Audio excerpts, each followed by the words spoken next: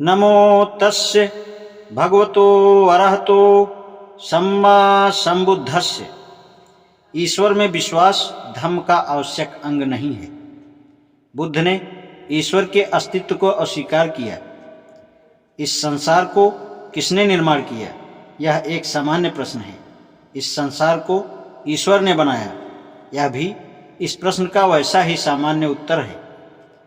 ब्राह्मणी योजना में ईश्वर के अनेक नाम हैं, जैसे प्रजापति, ईश्वर, ब्रह्मा या महाब्रह्मा। यह ईश्वर कौन है और कैसे अस्तित्व में आया, इन प्रश्नों का कोई उत्तर नहीं है। जो लोग ईश्वर में विश्वास रखते हैं वे उसे सर्वशक्तिमान, सर्वव्यापक तथा सर्व अंतर्यामी, सर्वज्ञ कहते हैं। ईश्वर में कुछ नैतिक गुण भी बताए जाते हैं। ईश्वर को शिव, भला कहा जाता है, ईश्वर को न्यायी कहा जाता है और ईश्वर को दयालु भी कहा जाता है। प्रश्न पैदा होता है कि क्या तथागत ने ईश्वर को सृष्टिकर्ता स्वीकार किया था? उत्तर है नहीं, उन्होंने स्वीकार नहीं किया। इसके अनेक कारण हैं, जिसके कारण तथागत ने ईश्वर के अस्तित्व के सिद्धांत को अस्वीकार कर दिया। किसी ने कभी ईश्वर को नहीं देखा, लोग केवल उसकी चर्चा करते हैं। ईश्वर अज्ञात है, अदृश्य है। कोई यह सिद्ध नहीं कर सकता कि इस संसार को ईश्वर ने ही बनाया है। संसार का विकास हुआ है, निर्माण नहीं हुआ है। इसलिए ईश्वर में विश्वास करने से कौन सा लाभ हो सकता है? यह अलाभकारी है। बुद्ध ने कहा कि ईश्वर पर आश्रित धर्म निराधार कल्पना है, इसलिए ईश्वर पर आश्रित धर्म को मानने का कोई लाभ नहीं है। इससे केवल अंधविश्वास उत्पन्न होता है। बुद्ध ने इस प्रश्न को यूं ही नहीं छोड़ दिया। उन्होंने इस प्रश्न के विभिन्न पहलुओं पर विचार किया है। वे आधार अनेक हैं, जिनके कारण भगवान बुद्ध ने ईश्वर के अस्तित्व के सिद्धांत को अस्वीकार कर दिया। उनका तर्क था कि ईश्वर के अस्तित्व का सिद्धांत सत्य पर आधारित नहीं है। भगवान बुद्ध ने वशिष्ठ और भारद्वाज के साथ हुई अपनी बातचीत में इसे स्पष्ट कर दिया था। वशिष्ठ और भारद्वाज में एक विवाद उठ खड़ा हुआ था कि मुक्ति का कौन सा मार्ग सच्चा है और कौन सा झूठा है। जिस समय भगवान बुद्ध महान भिक्षु संघ के साथ कौशल जनपद में चारिका कर रहे थे, उनका मन साकत नाम के ब्राह्मण गांव में अचिरवती नदी के तट पर एक अम्बवन में ठहरना हुआ। वशिष्ठ और भारद्वाज दोनों मनसाकत नाम के नगर में रहते थे।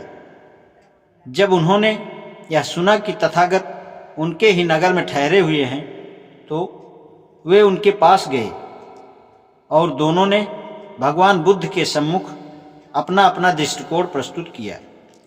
भारद्वाज बोला, तरुख का दिखाया हुआ मार्ग सीधा मार्ग है, यह मुक्ति का सीधा पथ है, और जो इसका अनुसरण करता है उसे वह ले जाकर सीधा ब्रह्मा से मिला देता है। वह सेठ बोला, हे गौतम, बहुत से ब्राह्मण बहुत से मार्ग सुझाते हैं।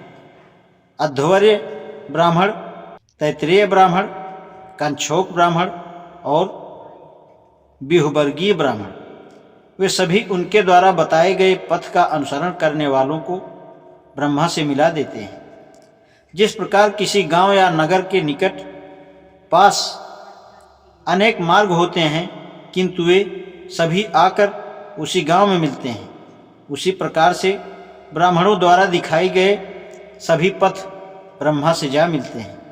तथागत ने प्रश्न किया, तो वशिष्ठ, क्या तुम्हारा यह कहना है कि वे सभी मार्ग सही हैं? वशिष्ठ बोला, श्रमण गौतम, हाँ, मेरा यही कहना है। लेकिन वशिष्ठ, क्या तीनों वेदों के जानकार इन ब्राह्मणों में कोई एक भी ऐसा जिसने ब्रह्मा का आमने सामने दर्शन किया है? गौतम, वास्तव में नहीं, क्या तीनों वेदों के जानकार ब्राह्मणों के गुरुओं में कोई एक भी ऐसा है जिसने ब्रह्मा का आमने सामने दर्शन किया हो? गौतम, निश्चय से नहीं। तो किसी ने ब्रह्मा को नहीं देखा, किसी को ब्रह्मा का साक्षात्कार नहीं हुआ? वासिष्ठ बोला, हाँ ऐसा ही है। तब तुम ब्रह्मा के अस्तित्व के बारे में ब्राह्मणों के कथन को सत्य पर आधारित कैसे मानते हो? वासिष्ठ, जैसे कोई अंधों की कतार हो और वे एक दूसरे के पीछे चल रहे हों। न आगे आगे चलने वाला अंधा देख सकता हो, न बीच में चलने वाला अंधा देख सकता हो, और न पीछे चलने वाला अंधा ही देख सकता हो। इसी तरह वासिष्ठ, मुझे लगता है कि ब्राह्मणों का कथन भी केवल अंधा कथन है। न आगे चलने वाला देखता है, न बीच में चलने वाला देखता है, और न पीछे चलने वाला देखता है। इन ब्राह्मणों की बातचीत केवल हास्यास्पद है, शब्दों का अंबार मात्र है, व्यर्थ की बात है जिसमें सार कुछ भी नहीं है। वासिष्ठ, क्या यह ठीक ऐसा ही नहीं है जैसे किसी आदमी का ऐसी स्त्री से प्रेम हो गया हो जिसे उसने कभी देखा ना हो? वासिष्ठ बोला, हाँ यह तो ऐसा ही है। वासिष्ठ, अब तुम क्या सोचते हो यदि लोग तुमसे पूछें, अच्छा मित्र, तुम जिस प्रदेश की सबसे सुंदर स्त्री से इतना प्रेम करते हो और उसे चाहते हो वह कौन है? क्या वह एक कुलीन स्त्री है अथवा ब्राह्मण स्त्री है, वैश्य है अथवा शूद्र है? आज इतना ही। नमो बुद्धाय।